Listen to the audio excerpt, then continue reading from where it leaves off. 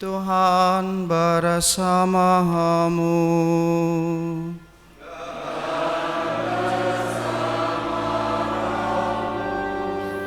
Inilah Injil suci menurut Yohanes.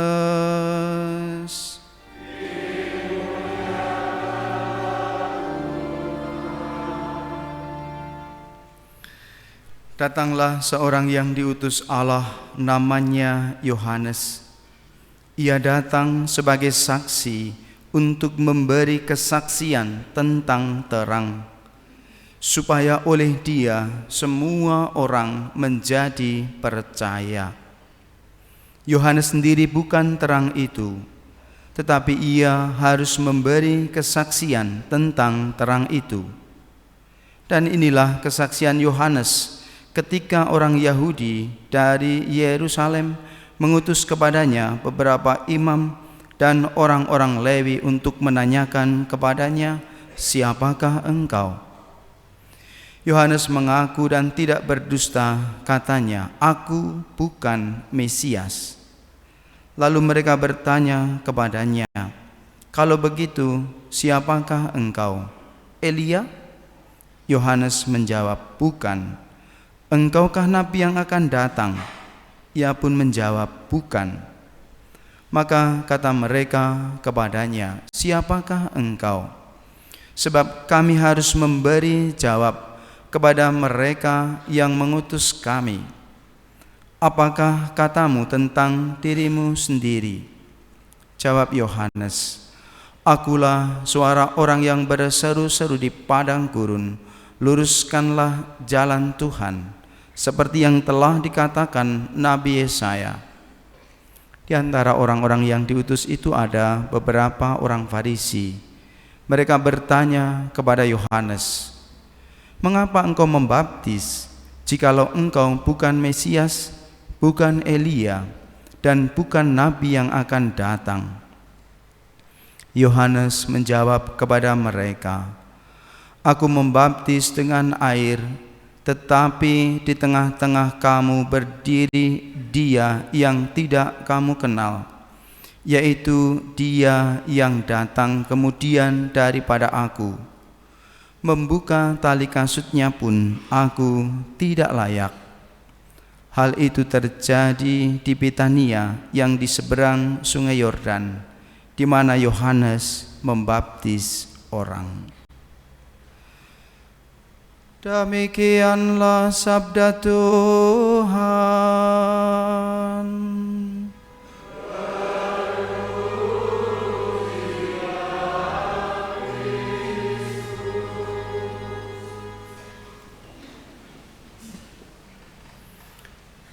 Bapak Ibu, saudara-saudari, para suster sugeng enjing berkah dalem.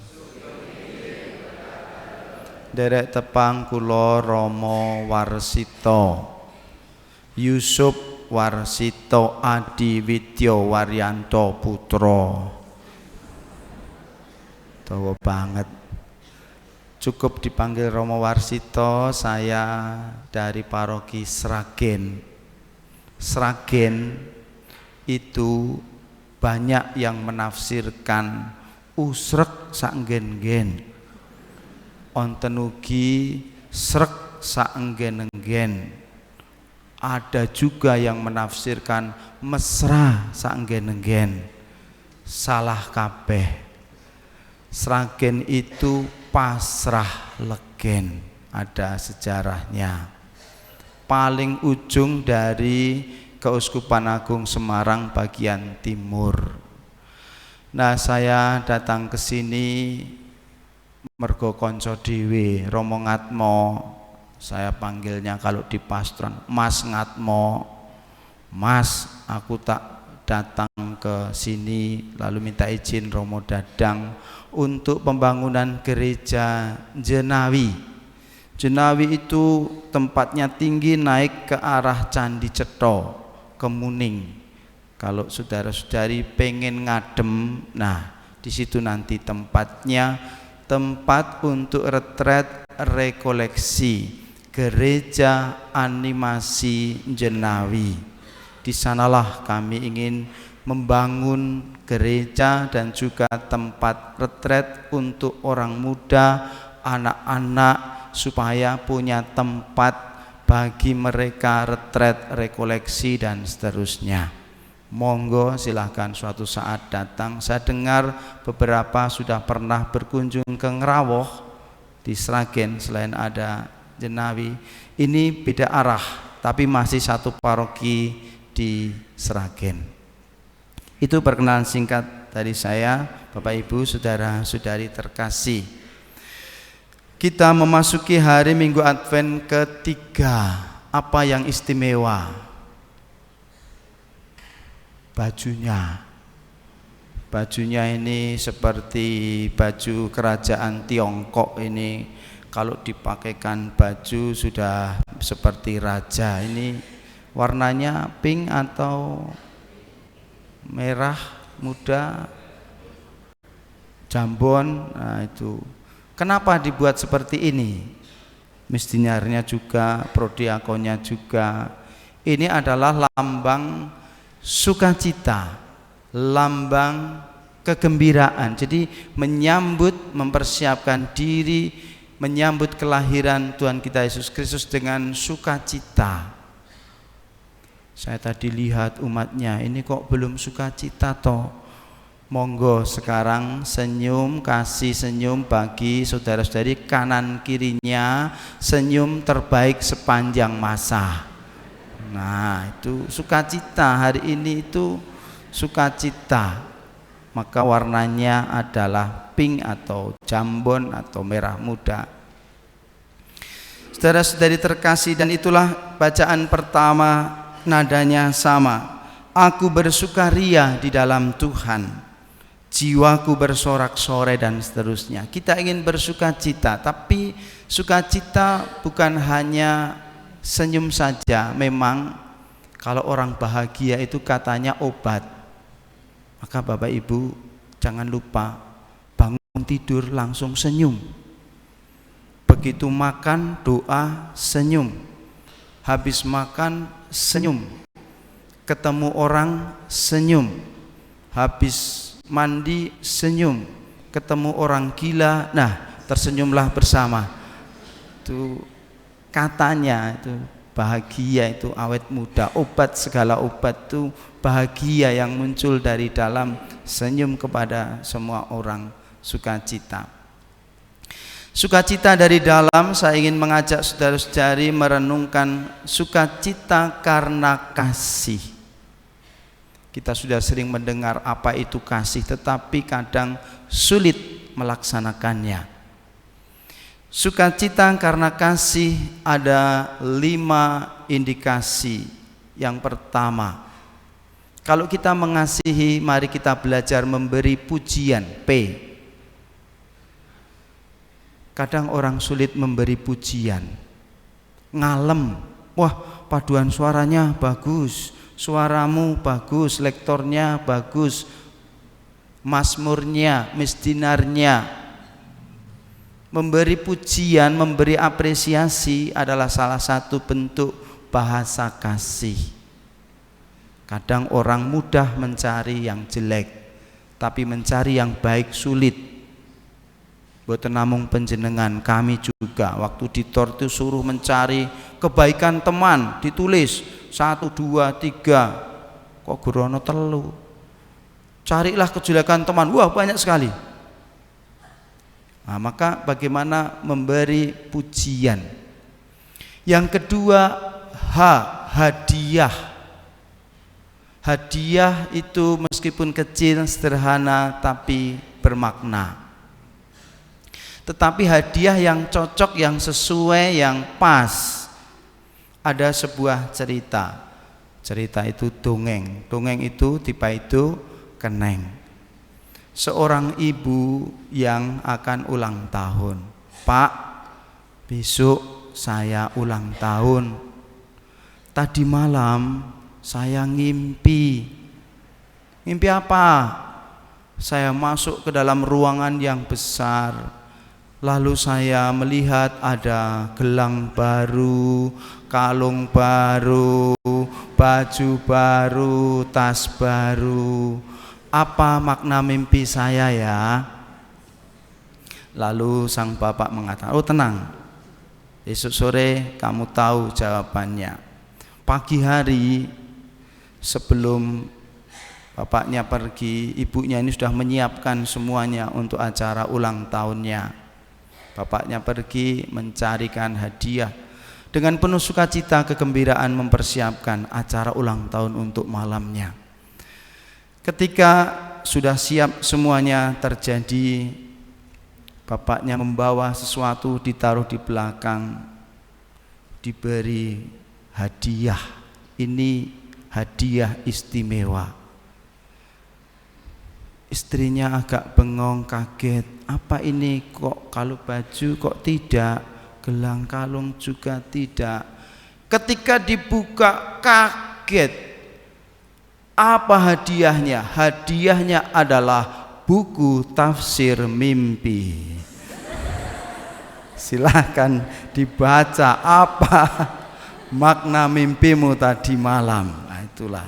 Ini suami yang tidak mengerti. Mosok buku tafsir mimpi. Itu hadiah ya, hadiah yang tidak pas, tidak sesuai. Pujian, hadiah, kerja. Ada orang yang tidak suka diberi pujian, ada orang yang tidak suka diberi hadiah, tetapi kalau pekerjaannya dibantu, diringankan, senang. Tolong dibantu ya, meringankan pekerjaan saya, entah sebatas mengetik atau membersihkan ruangan. Ada orang yang suka, senang ketika pekerjaannya diringankan. PHKS, sentuhan fisik. Bapak Ibu saudara-saudari, kasih itu membutuhkan sentuhan fisik. Bapak Ibu meskipun sudah lanjut usia, cipika, cipiki, itu bentuk kasih. Wis tuwa Rama jeng nopo. Bukan, itu bentuk kasih yang harus diwujudkan. Maka juga ada berkatan anak, itu juga sentuhan fisik.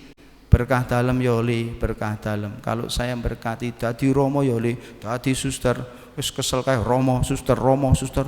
Saya cewek Romo, oh ya, suster berarti. Kalau umatnya baik itu ya, baik Romo, terima kasih. Ning bocah saiki ya akeh sik nakal ki. Wegah ngono ya eneng. Enggak mau. Tak batin kae paling anake prodiakon kae sik wani jawab. Sembayang ke yole kue dadi uskup, saya bilang gitu.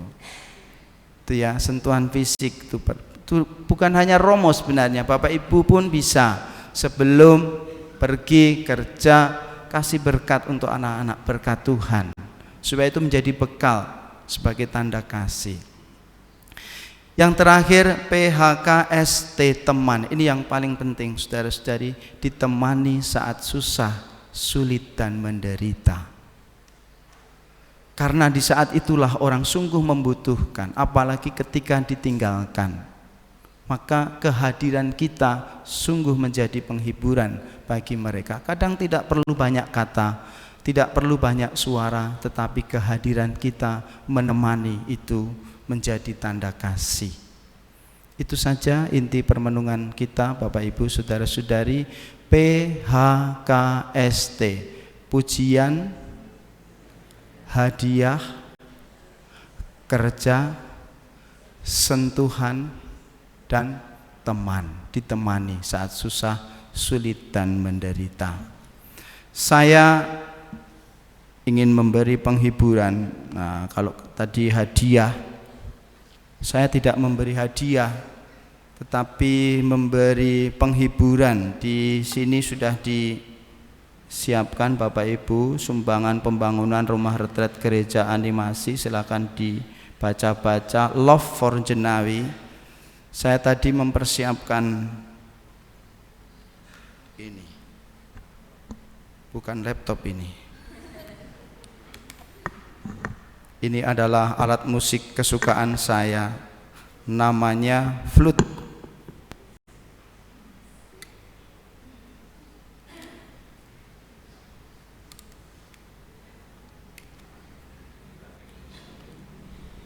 Boten dibanting nih Pak.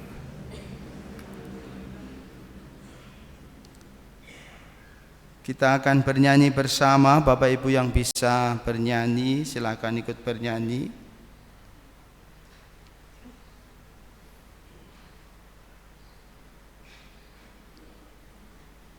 Judulnya Aku Mengasihi Tuhan. Kasih itu yang ingin kita wartakan sebagai sarana pewartaan kita.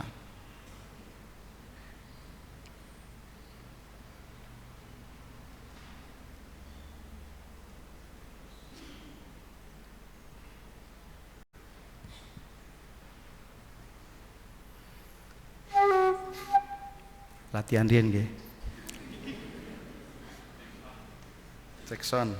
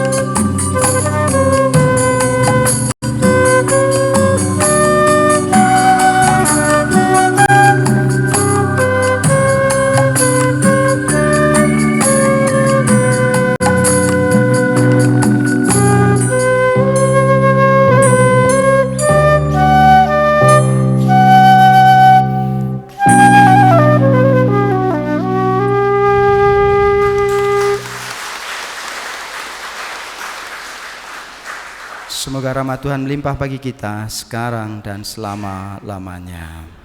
Aku percaya akan Allah, Bapa yang Maha